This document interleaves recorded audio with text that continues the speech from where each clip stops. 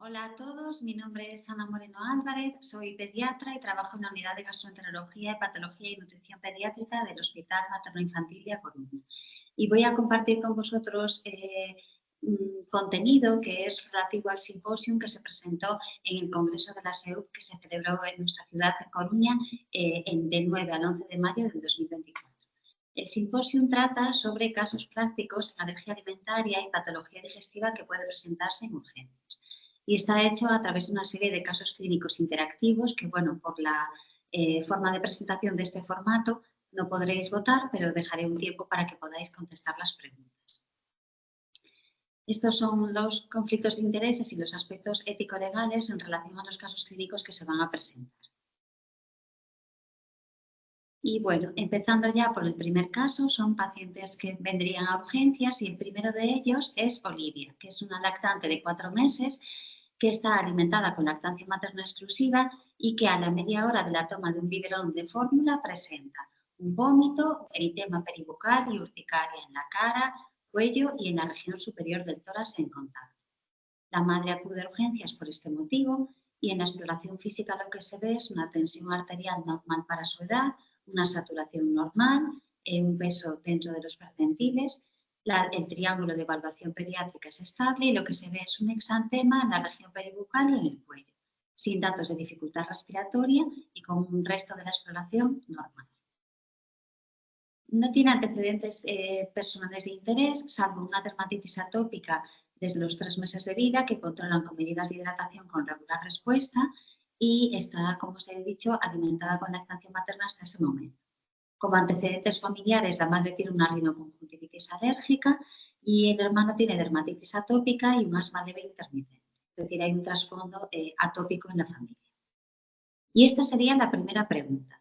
¿Qué tipo de reacción ha presentado Olivia y qué pruebas están indicadas? 1. Alergia a la leche. Es obligatorio una analítica con IgE para leche. 2. Reacción de hipersensibilidad mediada por IgE. El diagnóstico se basa en la relación entre la ingesta del alergeno y el desarrollo de los síntomas. 3. Es igual alergia que intolerancia. O 4. Se trata de una exacerbación de la dermatitis atópica y le pondríamos un tratamiento tópico y que continuase con la fórmula normal. Dejando un tiempo para pensar las posibles opciones, la que hemos considerado correcta para esta pregunta es que Olivia presenta una reacción de hipersensibilidad mediada por IgE y el diagnóstico se basa en la relación entre la ingesta del alergeno y el desarrollo de los síntomas. Dentro de todas las reacciones que se pueden presentar ante la ingesta de alimentos, existen distintos sistemas de clasificación, pero hay uno que viene ya desde hace años y se ha modificado muy poco en las distintas guías, que clasifican los distintos tipos de reacciones en, por una parte, reacciones tóxicas, que son reacciones que las puede presentar cualquier persona ante la ingesta de un alimento, incluso en pequeñas cantidades, y hay otra serie de reacciones que son reacciones adversas o de hipersensibilidad, que solamente se la van a presentar determinadas personas y ante un determinado alimento. Se basa en una susceptibilidad individual. Estas reacciones de hipersensibilidad pueden ser clasificadas de dos maneras.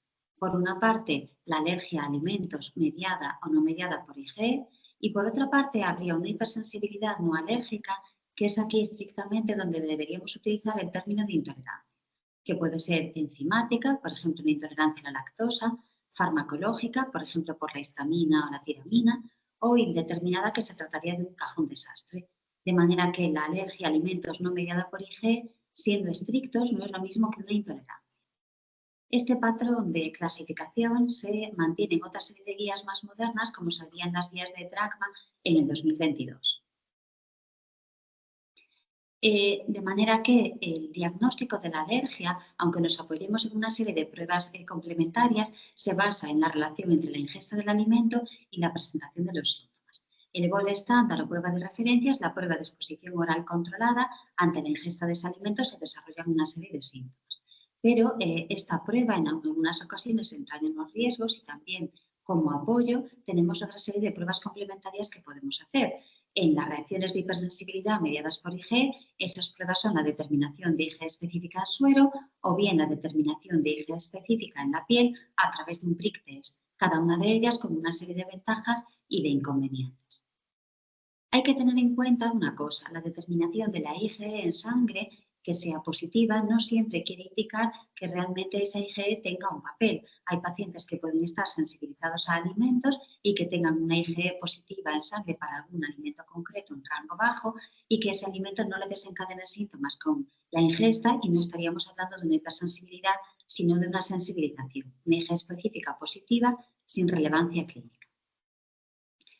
Este es un esquema que lo que busca es tener en cuenta las reacciones de hipersensibilidad alérgica que tienen un tipo de manifestaciones a nivel gastrointestinal, porque muchas veces la alergia a alimentos se presenta fundamentalmente con síntomas digestivos. Y como veis, se trata de un espectro entre síntomas mediados por IgE y síntomas no mediados por IgE. Y yendo ya a la segunda pregunta, sería, si necesita Olivia, nuestra paciente, una fórmula, ¿cuál indicarías para el tratamiento? 1. Fórmula extensamente hidrolizada. 2. Mejor una fórmula parcialmente hidrolizada por su mejor palatabilidad. 3. Fórmula elemental dadas las características de la reacción que afecta a varios órganos y sistemas. O 4. La soja puede ser una alternativa en esta paciente. Dejando un tiempo para que podáis valorar las distintas opciones, la que hemos considerado correcta en esta pregunta es la 1. Fórmula extensamente hidrolizada. Sería la más correcta de las 4 opciones que se dan. Cuando un paciente tiene una alergia a proteínas de leche de vaca y no puede recibir lactancia materna, es necesario utilizar una serie de fórmulas específicas que se han desarrollado para estos pacientes. Estas fórmulas, como es lógica, tienen que tener una característica fundamental, que es una hipoalergenicidad, pero por otra parte tienen que ser también nutricionalmente adecuadas. ¿Cómo se hacen estas fórmulas? Bueno, pues proceden, y al igual que otro tipo de fórmulas de la leche de vaca, en líneas generales, y se hacen una serie de modificaciones en el proceso tecnológico de la fabricación para, por así decirlo, disminuir el tamaño molecular de esas proteínas y su conformación y que dejen de ser alergénicas. Esto lo que hace es que esas proteínas de este tipo de fórmulas tengan un peso molecular inferior. Hay distintos criterios para considerar que una fórmula es hipoalergénica. En general se habla de un peso molecular menor de 5.000 Daltons, aunque, por ejemplo, la Asociación Americana de Pediatría tiene unos criterios un poco más estrictos. Y además os he indicado aquí en la diapositiva que tiene que haber también un criterio clínico para que pueda estar comercializada y es que haya sido tolerada en una prueba de exposición oral controlada por al menos el 90% de los niños. Como os decía, la gran mayoría derivan de fórmulas, derivan de la leche de vaca y se trataría de fórmulas extensamente hidrolizadas o de alto grado de hidrólisis, que son en general las más utilizadas y la que hemos optado como opción correcta en nuestro caso. Y hay otra serie de fórmulas que son fórmulas semielementales donde el porcentaje de MCT es más elevado y que tienen un perfil de utilización más en casos a nivel como un soporte nutricional específico, por ejemplo, en casos de colestasis, no tanto en pacientes con alergia alimentaria. Y luego hay otras fórmulas que os indico en esta parte de la diapositiva, que son fórmulas que no derivan de la leche de vaca. Serían los hidrolizados de arroz, las fórmulas de soja o fórmulas elementales, que no tienen unas proteínas partidas, sino que contienen aminoácidos. Las fórmulas parcialmente hidrolizadas no están indicadas para el tratamiento. Sin más, sin duda, no sería una opción. Y de las fórmulas de soja, que era otra de las opciones que indicábamos en la pregunta, pues hay que tener en cuenta que provienen de la proteína vegetal modificada, tienen que tener hidrato de carbono, que generalmente es de maltosa o polímeros de glucosa, a la que se añade también una grasa vegetal. Pero en general están contraindicadas en menores de 6 meses. Nuestra paciente tenía 4 meses, por eso considerábamos que esta no era una de las opciones correctas.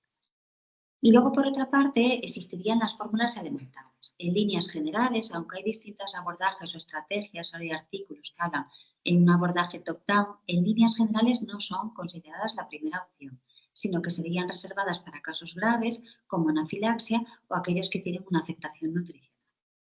Es decir, hemos visto un caso en el que existe una relación entre la ingesta del alimento y el desarrollo de los síntomas, pero en este caso porque el paciente tiene una susceptibilidad, una posibilidad de desarrollar una hipersensibilidad mediada por IgE. Y vamos a ver un segundo caso. Este es el caso de María, que es una paciente de 8 meses que acude a urgencias y tiene los siguientes antecedentes personales. Nació por un parto vaginal a término que fue instrumentado por fórceps por macrosomía. Pues pesó al nacimiento 4 kilos 60 gramos. Está alimentada con lactancia mixta desde el nacimiento, ya ha introducido la alimentación complementaria y el motivo de consulta a urgencias es precisamente porque desde los 5 meses, coincidiendo con la introducción de la fruta, en forma de plátano y de manzana, tiene eritema, levedema y sudoración en la mejilla únicamente derecha. Le pasa después de la ingesta de estos alimentos, los episodios duran poco tiempo y no tiene otros síntomas que no sean el edema y la sudoración en la mejilla que podéis ver.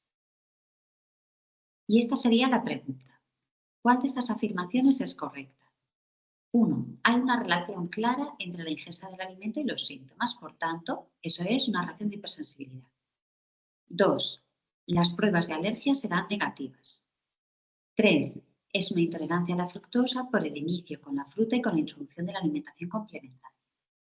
O 4. Evitaría el uso de guantes de látex para explorar a la niña, bueno, pues por algo que me han hablado de una proteína que puede estar en algunas frutas, que se llama LTP. Dejando un tiempo para pensar las distintas opciones, la que hemos considerado correcta en esta pregunta es que las pruebas de alergia en este paciente serán negativas, con muy alta probabilidad. Lo que tiene esta paciente, que muchos de vosotros conoceréis, es un síndrome de Frey. Se llama también síndrome auricular y que fue descrito por Lucia Frey en 1923. No es una reacción de hipersensibilidad, sino que es una reacción que se produce por una fusión inadecuada de las fibras parasimpáticas y de las fibras simpáticas. Es una afectación característicamente unilateral y hay como dos grupos principales de afectación. Por una parte tenemos una afectación en lo que serían personas mayores, cuando tienen una lesión traumática o tumoral a nivel parotidio, y por otra parte es en el grupo en el que nos atañe, que es en la población pediátrica, generalmente suele ser de secundaria una lesión traumática por el forceps durante el parto o por una inervación aberrante a nivel congénito. En general, el diagnóstico es clínico, como hemos dicho, aunque haya un edema y sudoración, es una localización unilateral, no está implicada la histamina, no es una reacción de hipersensibilidad y suele ser benigna y autolimitada en la mayoría de los casos en los niños. De manera que en este caso también existe una relación entre la ingesta del alimento y el desarrollo de los síntomas, pero es por un tema de inervación aberrante. No está implicado un mecanismo de hipersensibilidad. Y vamos a ir con el tercer caso. El tercer caso es el caso de Bruno, que es un niño de 15 años que nos consulta, llega un sábado por la tarde a urgencias en el verano, a las 6 de la tarde por dificultad respiratoria. Lo que nos dice las personas que lo acompañan es que en la media hora antes, después de un partido de fútbol en un campamento en el que se encontraba, empezó a tener prurito generalizado y empezó a tener también una urticaria progresiva.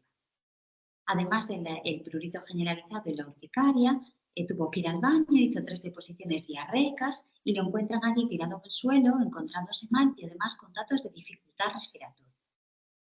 Los monitores del campamento niegan consumo de tóxicos y lo que nos dicen es que él estaba bien, que lo último que comió fue a las 3 de la tarde y que había tomado parrillada de cerdo y postre con merengue. Y nadie, ninguno de los compañeros del campamento en el que está, tiene ningunos síntomas parecidos. En la exploración física tiene un triángulo de evaluación pediátrica inestable, por el triaje de Manchester y sería un 2, y es inestable en respiratorio y en apariencia.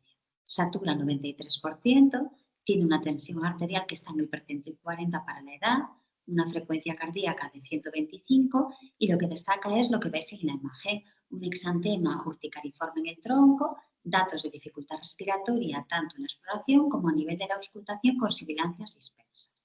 Y el resto de la exploración física en líneas generales es normal.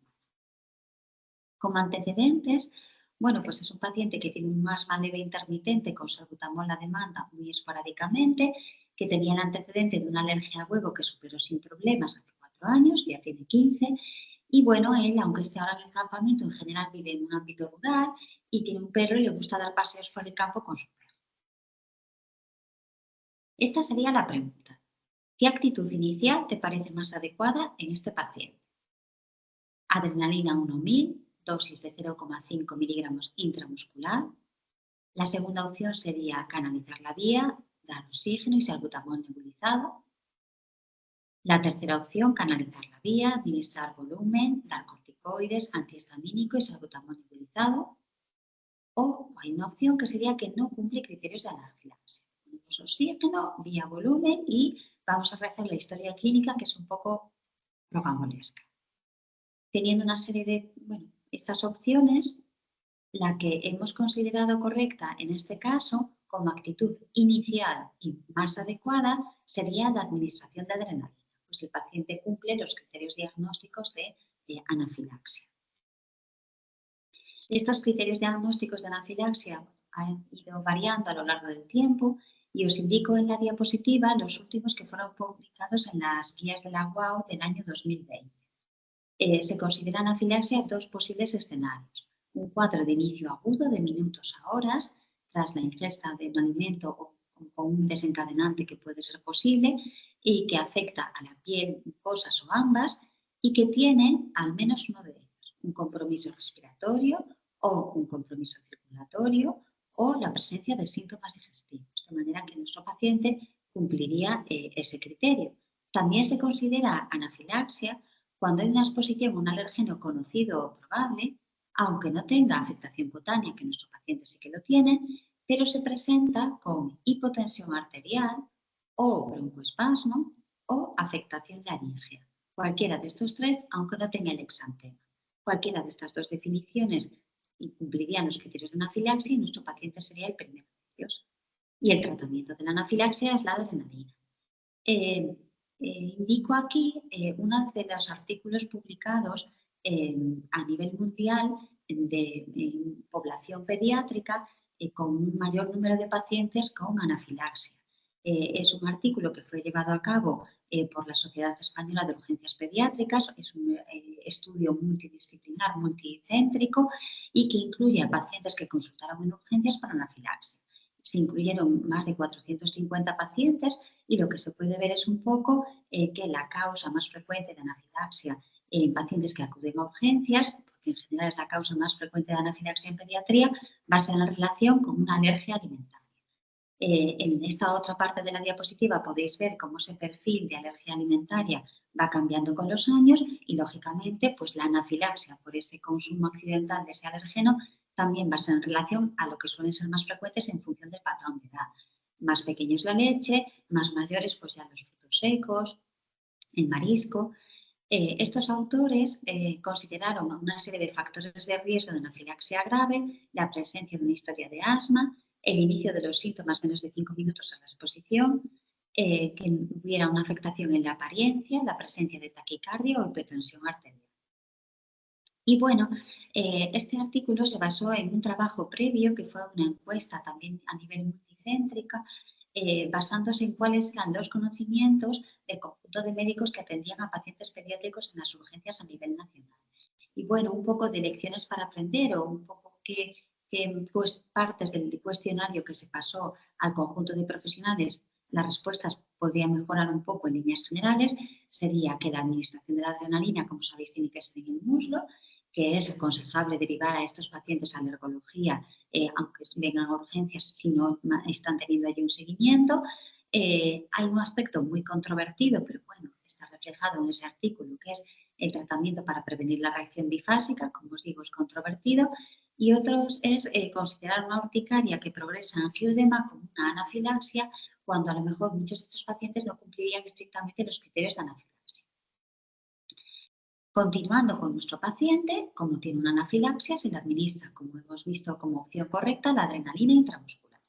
También se le da pues, oxígeno, se canaliza la vía periférica, se le pasa un antihistamínico y también corticoides, aunque el tratamiento fundamental sería la adrenalina. Y intentamos hacer la historia clínica, porque la historia clínica que nos cuentan es bastante rocambolesca. Lo que nos dice es que bueno, es un paciente con un asma bien controlado, ningún compañero tiene clínica similar, como he dicho, y no consumo de tóxicos. Pero explorándolo un poco mejor, ya quitándole toda la ropa, vemos que tiene 2 picaduras de garrapata en los miembros inferiores de sus paseos con el perro por el campo y otra más reciente de hace 20 días, que fue antes de ir al campamento y que el niño dice que la notó distinta, como que le había picado mucho más. ¿Cuál es el diagnóstico más probable teniendo en cuenta este antecedente y estos datos nuevos de la exploración física? Por una parte, puede tratarse, opción 1, enfermedad de Lyme atípica y deberíamos dar doxicilina. Por otra parte, es una anafilaxia, pero inducida por el ejercicio por consumo de huevo crudo. Tomó merengue y tenía un antecedente de una alergia alimentaria, aunque ya es superada en teoría. La opción 3 sería, se trata de una reacción por reactividad cruzada entre la garrapata en un paciente con una probable alergia a himenópteros. O la opción 4, no tenemos ni idea, pero por ahora lo vamos a tener en urgencias, derivar a su consulta de alergología y le vamos a decir que por el momento espere a ser valorado sin tomar carne de cerdo y sin huevo. Habría 4 opciones posibles y nuevamente la que hemos considerado más correcta, no quiere decir 100% de seguridad, pero sería la 4. No sabemos lo que le ocurre al paciente, pero vamos a tratar la anafilaxia en urgencias, derivar a alergología y darle una serie de recomendaciones dietéticas en espera de que lo valoren allí. ¿Qué es lo que le ocurre a este paciente? Bueno, pues es un síndrome bastante curioso. Cerca de los años 2000 se aprobó un fármaco que es un anticuerpo monoclonal que se llama cetuximab y que se aprobó para cánceres determinados a nivel otorrinolaringológico y también para pacientes que tenían cáncer de colon. Este fármaco se aprobó en Estados Unidos y en los estudios post-comercialización de seguridad se empezó a ver que había una serie de reacciones alérgicas con una frecuencia mayor de lo esperado en una zona concreta de Estados Unidos, que era el sureste de Estados Unidos. Es decir, el fármaco estaba en todo el país, pero las reacciones aparecían únicamente en una zona concreta del país. Se identificó cuál era el antígeno frente al cual se producían esas reacciones alérgicas, es decir, los pacientes que tenían alergia al cetuximab tenían unos anticuerpos IgE específicos que reaccionaban contra una parte del cetuximab, que era la molécula alfa-gal. Y los investigadores de este tipo de reacciones eran investigadores a nivel alergológico y tenían también una serie de muestras de años en un biobanco de pacientes que habían consultado por reacciones a carne de cerdo en los que la IgE específica inicial había sido negativa y que, bueno, eran reacciones un poco aparentemente poco relacionadas con una hipersensibilidad, porque eran reacciones tardías, con mucho componente digestivo. ¿Qué ocurre? Cuando descubrieron la IgE frente a la molécula alfa-gal del fármaco, descubrieron que esos pacientes con esas reacciones que parecían no reacciones mediadas por IgE, también estaban sensibilizados a la misma molécula que también está en la carne de cerdo. Bien, ¿y qué pinta todo esto y por qué se desarrollaba solamente las reacciones en esa zona del sureste de Estados Unidos? Pues bueno, esa zona del sureste de Estados Unidos era una zona donde se cruzaron los datos epidemiológicamente con los datos del CDC y donde era una zona con una frecuencia elevada de picaduras de garrapata, una determinada garrapata. De manera que esto explicaba un poco la fisiopatología de este síndrome. Se produce por una parte una sensibilización alérgica por la picadura de la garrapata y posteriormente una reacción alérgica por el consumo de la carne. Es una reacción que se produce frente al consumo de determinados alimentos y que se sale un poco del patrón típico de la reacción mediada por IgE, porque aparece en pacientes jóvenes adultos sin una clínica previa, que habían consumido previamente la carne sin ningún tipo de problemas. El antígeno es un oligosacárido, la clínica no es inmediata, sino que es tardía y además tiene un predominio de síntomas digestivos. Y el diagnóstico se basa por una IgE específica positiva, aunque puede haber pacientes donde esa IgE específica no es positiva y también pacientes con donde hay una sensibilización sin querer decir que haya una reacción alérgica. El tratamiento en estos casos es una dieta de exclusión, pero tiene una cierta dificultad porque el alfa-gal se utiliza no solamente en el cetuximab, sino en otro tipo de fármacos, en prótesis biológicas. Entonces ha tenido una serie de implicaciones, pues sobre todo a nivel farmacológico. Y como os he indicado, hay una picadura de una garrapata, días o semanas después, lo que ocurre es que el organismo genera una reacción IgE que por reactividad cruzada pues, reacciona frente al consumo de determinados alimentos y las reacciones son tardías. De manera que en este caso existe una relación entre la ingesta y el desarrollo de los síntomas por un mecanismo mediado por IgE diferente al que estamos acostumbrados, sin una sensibilización previa y en pacientes que ya son más mayores. Vamos con otro caso. El siguiente caso sería el caso de Martín. Martín llega a las 6:30 de la mañana de un sábado y consulta por urticaria. Es un niño de 4 meses. Lo que nos dice la madre es que está alimentado con lactancia materna exclusiva y que con la primera y la segunda fórmula de toma de fórmula adaptada presenta una urticaria perioral de forma inmediata en la primera y más intensa en la segunda. Cuando llega a urgencias ese cuadro ya está resuelto, pero ha presentado en dos tomas continuadas y bueno, lo que vemos es una dermatitis en ambas regiones malares sin otros síntomas. La madre nos dice que bueno, se va a operar y va a necesitar muy posiblemente suplementos de lactancia mixta. Estamos en urgencias, tenemos que darle algún tipo de alternativa por la situación sociofamiliar de la madre y la pregunta sería esta. Voy a recetarle una fórmula para alergia a proteínas de leche de vaca. ¿Cuál de las siguientes afirmaciones sería la correcta? 1. La tolerancia se adquiere antes con las fórmulas extensamente hidrolizadas de caseína frente a las de suero. 2. La tolerancia se adquiere antes con las fórmulas extensamente hidrolizadas de suero más que con las de caseína. 3. Las fórmulas de arroz tienen la misma evidencia que cualquiera de las anteriores. O 4. No hay una contraindicación para poder utilizar una fórmula extensamente hidrolizada con lactosa en este paciente. Estamos profundizando un poquito más en las distintas opciones nutricionales que tenemos en los pacientes con una alergia a proteínas de leche de vaca y la que hemos considerado correcta en este caso es la opción 4. No existe una contraindicación en este paciente concreto con una clínica inmediata mediada por IgE para utilizar una fórmula extensamente hidrolizada con lactosa. No quiere decir que esta sea un posicionamiento por nuestra parte en que tenga que ser la primera opción, pero es la opción más correcta de las que hemos indicado aquí. En cuanto a las dos primeras opciones, decíamos que es mejor. Como sabéis, las fórmulas extensamente hidrolizadas pueden derivar de proteínas fundamentalmente de caseína o de proteínas séricas. ¿Y qué es mejor, una fórmula de caseína o una fórmula de suero? Pues las guías clínicas que hemos revisado en realidad no se mojan demasiado. Las guías DRACMA de 2022 lo que nos indica es un artículo bastante amplio que lo que hace es una revisión de las guías previas que se han publicado en relación a la alergia a proteínas de leche de vaca. Trae una serie de tablas sobre distintos ítems y, curiosamente, revisando muchas guías previas, ellos lo que dicen es que la evidencia de caseína frente a proteínas séricas no se ha quedado discutida ni estudiada en ninguna de las guías que ellos revisaron de forma separada. ¿Qué nos dicen las guías de la ESGA? Como sabéis, la ESGA en el 2024, recientemente, hace unos meses, ha publicado una nueva guías de manejo en la alergia a proteínas de leche de vaca. Trata por encima este aspecto y lo que nos dice es que no hay suficientes estudios comparativos para poder hacer una recomendación, lo cual en cierto modo es sorprendente que haya tan escasa evidencia teniendo en cuenta que son unos fármacos que se utilizan con tanta frecuencia en pediatría. Y profundizando un poquito más, sí que existe una revisión sistemática de los estudios randomizados controlados sobre el tema. Es una revisión de hace poco tiempo y tampoco llegan a ninguna conclusión en concreto. De manera que por eso no podíamos dar como opción verdadera ni que hay más evidencia para fórmulas de caseína ni fórmulas de suero en relación a la bibliografía que nosotros hemos consultado. ¿Y qué ocurre con los hidrolizados de arroz?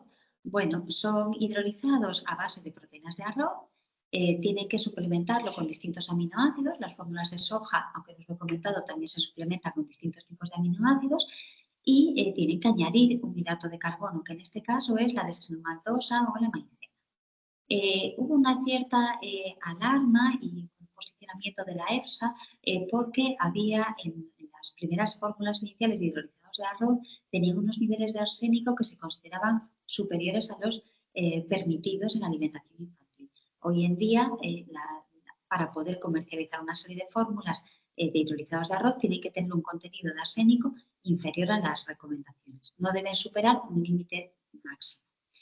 ¿Y qué es lo que dice las guías en relación a los hidrolizados de arroz? Bueno, he intentado extraer la evidencia de las principales guías de los últimos años. Galen en el año 2022 no hace una recomendación ni a favor ni en contra. Y posteriormente tenemos también las guías de la ESGA.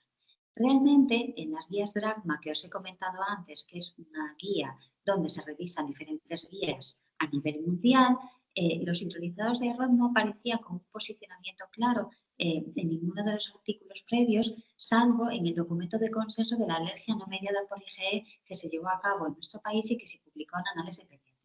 Ahí se considera que los hidrolizados de arroz podrían ser una opción y posteriormente en el resto de las guías no aparece un posicionamiento, salvo en la ESGAN de 2024. Lo que nos dice es que podrían ser considerados una alternativa.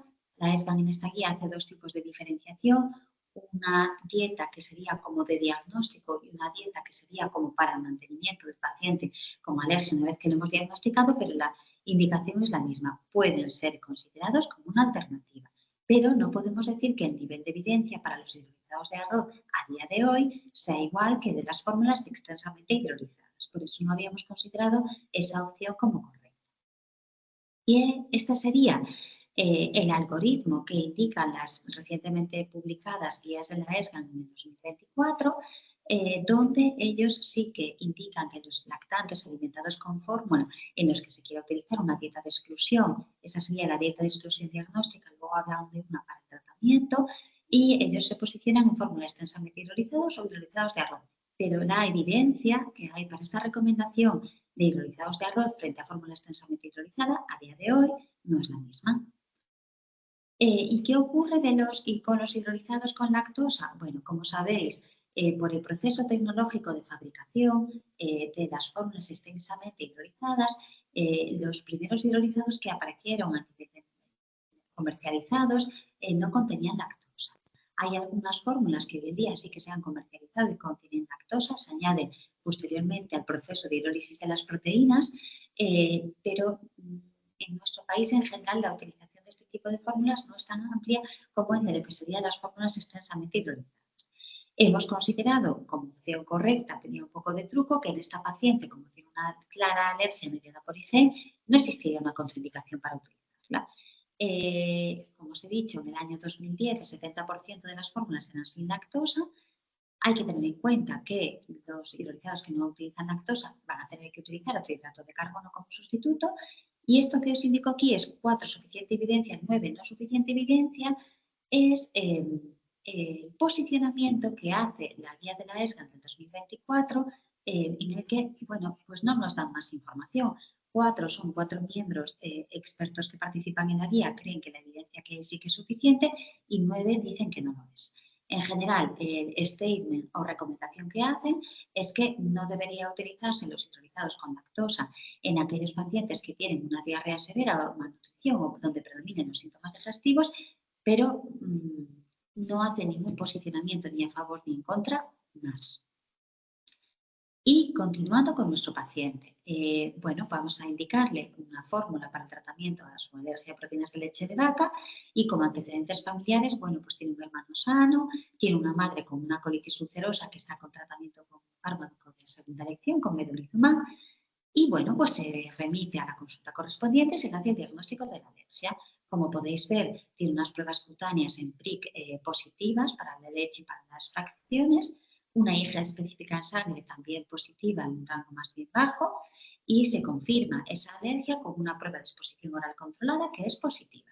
De manera que tenemos el diagnóstico de una alergia mediada por IgE a proteínas de leche. Está con su tratamiento, pero ¿qué es lo que ocurre? Que acude a urgencias un poquito más tarde, cuando tenía 5 meses y medio, y consulta en este caso por padecer deposiciones con sangre. Nos trae el pañal. Lo que nos dice es que desde las 48 horas previas hace deposiciones, bueno, blancas, tipo 6-7 de score de Bristol, con algunos hilillos de sangre. Y el niño, por lo demás, está bien. Está con una fórmula extensamente hidrolizada, introducido a bola de alimentación complementaria sin incidencias, no tiene fiebre, no tiene otra sintomatología acompañante, ni él, ni tampoco a nivel de la familia. Y en la exploración física lo que vemos es un triángulo de evaluación pediátrica estable, un lactante sano con excelente estado general, con una región perianal normal, sin fisuras, con un tacto rectal que hacemos que en ese momento es normal, no tiene datos de sangrado. La pregunta que nos haríamos en este paciente en concreto es, ante ese cuadro de deposiciones con sangre y con hilillos de sangre que consultan urgencias con poco tiempo de evolución y buen estado general, ¿qué es lo más adecuado en este caso concreto? La opción 1 sería tener una actitud expectante, porque las guías ahora son un poco más conservadoras que antes con este cuadro. La opción 2 sería eliminar en la madre, porque recibe lactancia mixta, el huevo, la soja y quitarle a la madre también los frutos secos. La opción 3 sería solicitar un coprocultivo, antígenos virales y también la toxina de Clostridium difficile. O la opción 4 sería ya en esa consulta en urgencias el fin de semana decidimos un cambio a una fórmula alimentar porque el niño no va bien, tiene deposiciones con sangre. Entonces, estas serían 4 opciones y nuevamente no hay una opción 100% correcta, pero hay alguna que hemos considerado que es más correcta que otra, que sería la primera, tener en este caso una actitud expectante, porque las guías ahora son más conservadoras en este sentido. Y bueno, voy a intentar explicaros por qué hemos considerado esta opción la más correcta de las 4. De nuevo me voy a referir al nuevo documento de la ESGAN para el manejo de la alergia a proteínas de leche de vaca, publicado hace unos meses, en los que hay una serie de cambios también en este cuadro. Como sabéis, lo que podría tener nuestro paciente sería un cuadro de una proctocolitis eosinofílica. Como sabéis, estos son unos cuadros de una alergia que en general no se dan como en el caso que os he presentado, sino que son lactantes alimentados con lactancia materna exclusiva en la mayoría de los casos, sin un diagnóstico previo de alergia y que se presenta con un excelente estado general y con deposiciones con sangre y que hasta hace poco se consideraba que el tratamiento a utilizar sería la dieta de exclusión de proteínas de leche. Pero en estas guías hay una serie de cambios con respecto a este cuadro. Por una parte, se le da una serie de siglas, y antes hablábamos de CEPIES que han ido adquiriendo un mayor papel y se le da más importancia, se han ampliado los estudios con respecto a ese tipo de alergia. A este cuadro le llamamos FPIAP, Food Protein Induced Allergic Protocol. Y nos dice una serie de cosas, lo principal es que la recomendación que hace dice que muchos de esos pacientes no van a necesitar tratamiento, especialmente en los alimentados con lactancia materna. Nos dice de forma clara que las deposiciones verdes o con moco no pueden ser consideradas como un diagnóstico de una alergia en un paciente que por lo demás se encuentra sano. Y profundizando un poquito más en los datos del artículo, nos dice que el manejo puede estar basado en la observación, especialmente durante el primer mes, y que generalmente la dieta materna exenta, que es lo que se utilizaba hasta hace poco en proteínas de leche de vaca, no sería generalmente necesario. Os he indicado este cuadro y esta opción como correcta para compartir con vosotros lo que yo considero que es uno de los cambios principales o novedades que hay en esta guía de la ESGAN del 2024. Pero bueno, yo creo que tenemos que tener en cuenta que esto va a implicar una serie de cambios en el manejo y situaciones en ocasiones que pueden ser un poco más complejas. ¿En qué se basa esta guía? Bueno, pues aunque esta no es una de las referencias que se indican en esta guía, os lo he traído porque es un artículo publicado en el Pediatrics hace no muchos años, en el que se escogían 44 niños con sangrado digestivo bajo, con lactantes sanos, y se veía que en algunos de ellos en los que no se excluía la proteína de leche de vaca, en todos ellos se ampliaban los estudios, pero se hacían dos grupos. Unos se randomizaban a dieta de exclusión de proteínas de leche de vaca y otros no. Los que se mantenía una actitud expectante, el sangrado cedía. Y bueno, pues os lo traigo como a modo anecdótico de algo de bibliografía o de a nivel clínico que apoya ese posicionamiento de la ESGAN, que en cierto modo es un cambio importante. Pero como os digo, una cosa es compartir con vosotros el posicionamiento de la ESGAN y otra cosa es que va a ser complejo, en mi opinión, mantener este tipo de abordaje conservador en muchos pacientes que puedan presentársenos en la clínica diaria. Había otra opción, que era otra pregunta, que nos hablaba de solicitar en estos lactantes un coprocultivo, unos antígenos virales y la toxina de Clostridium.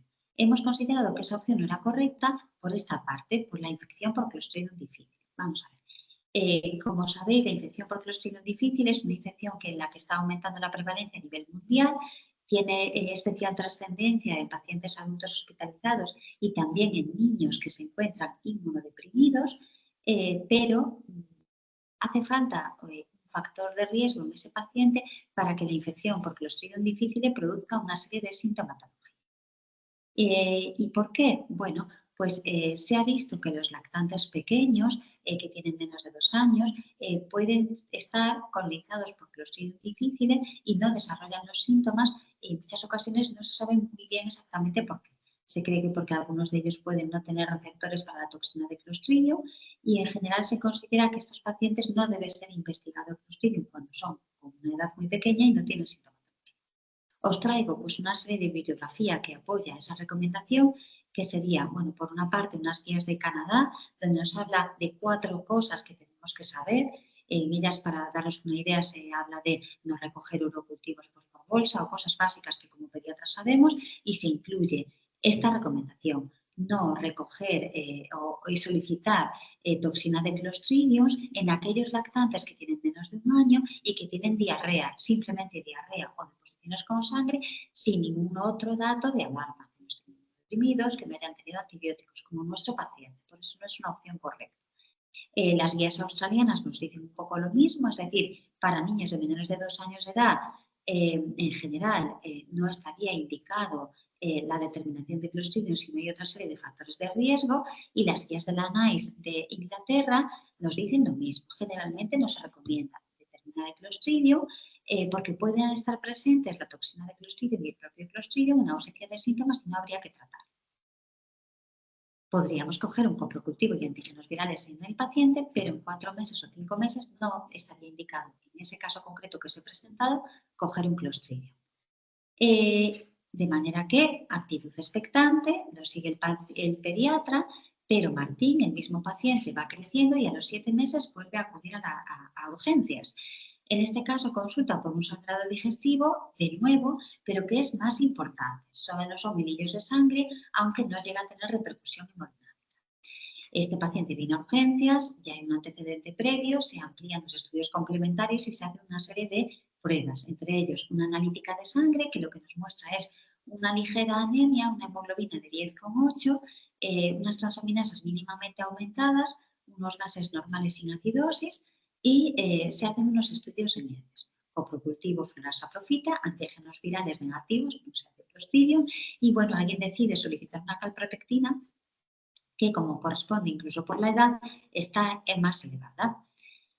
La pregunta en este caso sería: ¿qué pruebas complementarias consideras adecuada en este paciente? Es un paciente con una alergia a proteínas de leche de vaca, con deposiciones con sangre inicialmente leves y luego más marcadas. 1. Insistiría en la dieta materna. La anamnesis es muy importante. 2. Le haría una ecografía abdominal y una gammagrafía para descartar un NEC. 3. Haría todo eso y además una fórmula elemental. O 4. Tiene un sangrado digestivo bajo. Hay que hacer una colonoscopia de urgencia porque tiene una calprotectina alta y además la madre tenía una colitis ulcerosa con vedolizumab. ¿Cuál de las opciones consideraríamos más correcta? Bueno, pues hemos indicado todo lo anterior. ¿Y qué hicimos? Vamos a ver. El paciente ingresó. Se solicitó una ecografía abdominal, que esa ecografía abdominal era normal. No había datos de invaginación ni ninguna otra cosa más. Y se hizo una gammagrafía para descartar Meckel, para descartar la presencia de mucosa gástrica ectópica, que lo que nos dice es que no tiene datos de Meckel en nuestro paciente. ¿Qué hacemos entonces? Bueno, no encontrábamos una causa clara del sangrado, se amplían los estudios complementarios y se hace una colonoscopia. Estas son las imágenes de la colonoscopia. La mucosa era macroscópicamente normal, pero a 65 centímetros de margen anal aparece esa imagen que vemos ahí, que es como un aspecto polipoideo, pero que no está en la zona más distal, como le correspondería a un niño de esta edad, que no sabemos identificar muy bien. La verdad es que lo que hicimos fue biopsiarla el colo y biopsiar esa lesión para estudio anatomopatológico, y la anatomía patológica lo que nos dice es que el colon, la mucosa colónica, De modo grosero es normal y la zona lesionada o esa imagen corresponde a la hiperplasia nodular linfóide. ¿Qué hacemos en este paciente? Bueno, pues profundizamos un poco más. La hiperplasia nodular linfoide era de difícil interpretación en un lactante de 4 meses. Y lo que hicimos fue ampliar las medidas de la dieta de exclusión, que en este caso sí que indicamos una fórmula elemental. El niño con la fórmula elemental pasa el tiempo, desaparecen las deposiciones con sangre, damos alta a los 9 días con un seguimiento de consultas porque, bueno, en cierto modo era un cuadro como bastante peculiar. Antes de la revisión y la consulta, vuelve otra vez a acudir a urgencias. Ya tiene 9 meses y nos consulta por un sangrado digestivo, pero de mucha mayor cuantía, con una afectación del estado general. El niño detecta el sangrado digestivo porque se pone rápidamente pálido y detecta una hematoquecia importante en el pañal. Cuando llega a urgencias está inestable, hipotenso, está taquicárdico, con unos datos de mala perfusión periférica y en general la región perianal no tiene nada de alarma y el abdomen es normal. Es decir, el paciente está en shock. Tiene un pH 7,29, un láctico de 3,2 y se ha anemizado más con respecto a previamente. ¿Qué es lo que se hace? Bueno, pues el paciente está en un shock, posiblemente por una hipovolemia, por el sangrado que ha tenido, se estabiliza y se opera. Y se ve pues, que tenía lo que causa más frecuente el sangrado digestivo de esas características es SADA, que es un divertículo de Meckel. Os he traído este caso porque la verdad es que es de hace bastantes años, pero es curioso porque en la medicina un paciente una enfermedad, pero a veces las cosas cambian. Podríamos decir que nuestro paciente tiene una alergia mediada por IgE, como os he indicado, dudas de si existe una protocolitis eosinofílica, mi impresión es que no, tiene un diagnóstico anatomopatológico de hiperplasia nodular linfoide colónica con esa lesión que se biopsió y lo que seguro que tiene es también un divertículo de Meckel que se extirpó sin incidencias. De manera que en este caso hay una relación entre la ingesta de un alimento y el desarrollo de los síntomas o no. Puede haber algo que coincida temporalmente, pero la causa no será un mecanismo de hipersensibilidad, en este caso el sangrado, era por un Meckel. Y vamos ya con el último caso. El último caso es de una paciente que se llama Elena, que tiene 14 años y que acude a urgencias, pues bueno, por una patología que en cierto modo vemos con más frecuencia a raíz de la pandemia. Los padres nos consultan por cambios de carácter en las últimas semanas, pero no leves, sino muy, muy intensos. Desde hace 5 días tiene una mayor agresividad hacia sus padres, mayor impulsividad, la encuentran como fuera de control, una alteración del ritmo circadiano bastante importante. Ya comía mal, pero ha dejado de comer todavía más. Lo único que ha empezado a comer es un poquito más de carne que de lo habitual. Vomita a veces y lo que los padres nos dicen es que no son capaces de controlarla porque está como completamente desinhibida o fuera de control.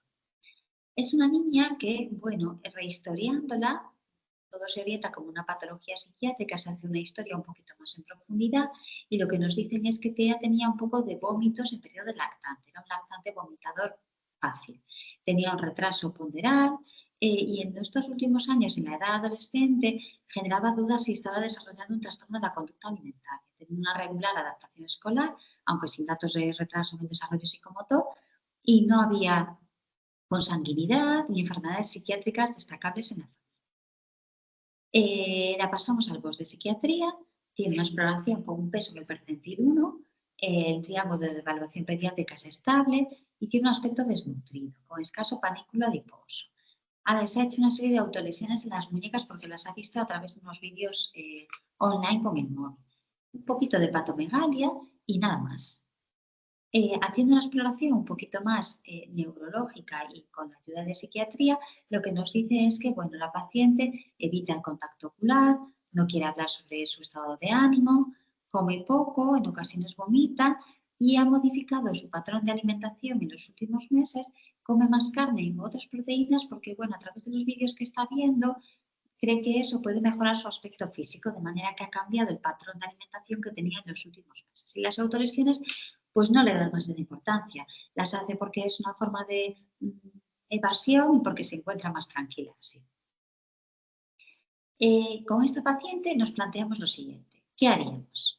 ¿Cuál sería tu actitud en este momento? 1. interconsulta a salud mental. 2, técnica de escucha activa con la paciente y con los padres. Y si le va bien, pues le daríamos el alta y ya la derivará el pediatra de atención primaria. 3, solicitaríamos unas drogas de abuso en orina por ese cambio de carácter tan llamativo. O 4, haríamos una analítica de sangre, drogas de abuso en orina e interconsulta a psiquiatría, porque se nos pasa un poco el campo al que estamos acostumbrados. Y como hemos visto aquí, la opción que consideraríamos más correcta sería analítica de sangre, tóxicos en orina y además la interconsulta psiquiátrica. En la interconsulta a psiquiatría, los psiquiatras no lo ven muy claro y nos dicen, creemos que es mejor ingresarla, parece que tiene una serie de datos de riesgo, las autolesiones en la muñeca o incluso un brote psicótico, no saben muy bien. Cuando está pendiente de su ingreso, la paciente cambia su situación clínica. Empieza a desarrollar un cuadro de desorientación con alteración del nivel de conciencia y un descenso en la escala de Glasgow de 10 puntos. En ese momento recibimos las pruebas complementarias que habíamos pedido y en la gasometría tiene un pH 7,48 con una PC2 de 30, una alcalosis de origen respiratorio. En la bioquímica tiene unas transaminasas un poquito elevadas, 437 y una GPT de 192 con el resto normal y tiene una coagulopatía importante. Los tóxicos en orina son negativos. De manera que lo que tenemos de característico es la alcalosis respiratoria, la hipertransaminasemia y la coagulopatía.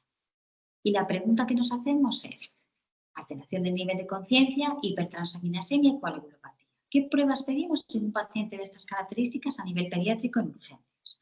1, vamos a repetir los gases. 2, vamos a hacer un amonio. 3, vamos a repetir los gases, hacer un amonio y pedir un sedimento de orina. Por si acaso es algo metabólico, que parece que me han dicho que eso de la orina, pues puedo ver cuerpos cetónicos. O 4, le voy a hacer una radiografía y un frotis en sangre periférica. Y, como muchos de vosotros sabéis, la opción correcta es gases, amonio y sedimento de orina, dentro de las opciones que hay aquí. ¿Qué hacemos? Eso, repetimos los gases. Y nos dice la enfermera que realmente la niña no está hiperventilando en teoría, tiene una alteración de nivel de conciencia, pero sigue con esa alcalosis respiratoria, un poquito más marcada que antes. Tiene un amonio muy, muy alto, 487, y unos cuerpos cetónicos positivos en la orina. Bueno, somos de urgencias, no entendemos de metabólicas, pero ahí están para luego tener más información. Alteración de nivel de conciencia, hacemos un TAC craneal y en el TAC nos encontramos datos de edema cerebral. De manera que traslado a UCI pediátrica a ver un poco, profundizar un poquito más. Bueno, se hace una serie de medidas antiedema, se hace un manejo del paciente crítico y se programa una resonancia que se hace al día siguiente, donde lo que nos indican es que tiene una hiperseñal en los lóbulos frontales. Es decir, la paciente, esa desinhibición era que estaba frontalizada. El electroencefalograma nos habla de un sufrimiento neuronal difuso y, bueno, puede tratarse de diversas causas. Pero hay una clave, tenía una alcalosis respiratoria. Y la pregunta que hacemos es, en relación a la alcalosis respiratoria, ¿cuál consideráis que es correcta? 1, aparece solamente ante ansiedad o dolor. 2, puede orientar a enfermedad metabólica hepática. 3, si la NION-GAP es normal, es siempre fisiológica. O 4, se corrige siempre con diuréticos. Y, como sabéis, la opción que hemos considerado correcta es que puede orientar a enfermedad metabólica hepática. De manera que tenemos en esta niña una hiperamonemia y datos de hepatopatía. Bueno, hacemos un manejo de esa hiperamonemia. Cuando esa hiperamonemia es más de 400, se hace diálisis. Esta paciente necesita una diafiltración, diálisis de albúmina, terapia detoxificadora, pero no sabíamos cuál era su diagnóstico. Había datos de una hepatopatía. Se amplía el estudio, por eso en ese momento nos interconsultan con una serie de pruebas complementarias orientadas a cuál puede ser el origen de la hepatopatía. En la ecografía hay datos de una esteatosis a nivel hepático, la disfunción hepática empeora y bueno, se hace una serie de biopsia, una biopsia transyugular donde se ve datos de una esteatosis microvesicular. Hoy en día, una vez presentado este caso, es muy fácil saber cuál sería el diagnóstico sin la biopsia. El amonio, ¿por qué está alto? Bueno, pues la causa más frecuente puede ser extracción inadecuada o en pacientes adultos hepatopatías crónicas. No es el caso, entonces puede aumentar porque haya un aumento de producción, alteraciones hematológicas, infecciones trasplantes, no es el caso, o porque algo falla en cómo eliminamos el amonio en nuestro organismo. Y esos son trastornos metabólicos. Siguiendo un poco la guía de las hiperamonemias, bueno, si el paciente no tiene hipoglucemia, no lo tenía, tiene una acidosis, no la tenía, sino que tiene un signo guía que es la alcalosis respiratoria. Y eso nos hace sospechar que se trata de un trastorno del ciclo de la urea. Ese trastorno del ciclo de la urea se profundiza un poco más a través de una determinación de metabolitos y de aminoácidos y ácidos orgánicos en sangre y orina, se ve una elevación del ácido urótico y se diagnostica de déficit de ornitin transcarbamilasa. Se confirmó esta mutación y como, bueno, pues daros unas pinceladas de esta enfermedad. Es una enfermedad metabólica que es muy poco frecuente. En los registros a nivel europeo la forma tardía es más frecuente, posiblemente porque en la forma neonatal los pacientes fallecen. Y esa forma tardía se produce en determinados pacientes fundamentalmente ante situaciones de estrés, pero también ante situaciones en las que cambian su patrón de alimentación con un aumento de la cantidad de proteínas en la ingesta. Es una enfermedad que es ligada a X, pero se produce un fenómeno genético de dianización o de inactivación de uno de los cromosomas X, por eso puede presentarse también en niñas. Y el tratamiento es, bueno, pues con restricción proteica, de terapia de toxificadores, trasplante y también terapia génica en los centros especiales. Esto, lógicamente, no es la patología frecuente en urgencias, pero bueno, hemos visto que la relación entre la ingesta del alimento y el desarrollo de los síntomas no es siempre por una hipersensibilidad, en este caso es por un trastorno metabólico de base, en la metabolización de ese alimento. De manera que, bueno, simplemente he compartido con vosotros una serie de casos clínicos en los que la historia clínica es un papel fundamental también en el ámbito de la urgencia. Para aquellos que estáis empezando vuestra vida profesional en la pediatría, aquí hemos visto casos raros, pero lo más frecuente es lo más frecuente. Y bueno, pues nada más, simplemente agradecer a los compañeros de Nutriben que hayan contado conmigo para participar en el simposio y también para esta webinar. Y nada, muchas gracias a todos y disculpad por haberme extendido. Muchas gracias.